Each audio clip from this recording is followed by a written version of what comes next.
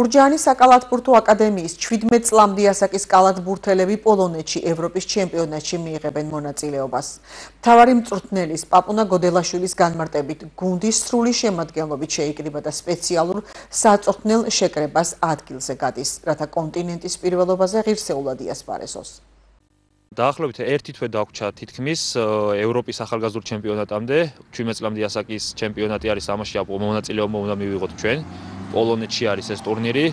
ამისთვის ახლა აქტიურად ვემზადებით. ამასთან ერთად საქართველოს ჩემპიონატიც უკვე კარზე არის მომდგარი და დღე-დღეზე ველოდებით, რომ შეიძლება უკვე დაიწყოს და ამისთვის კიდევ უფრო მძაფრად ვემზადებით, ასე ვთქვათ და რაც შეეხება ახლა პოლონეთს, ჩვენი მთავარი პრიორიტეტი, ასე ვთქვათ, არის პირველი წასვლა არის ეს და პრიორიტეტი იქნება ის, რომ მივიღოთ მონაწილეობა და მივიღოთ გამოცდილება და შევეცდებით, რომ რაც შეიძლება ჩვენი მაქსიმუმი დავდოთ, როგორც მოთამაშეებმა, ასევე მწვრთნელებმა.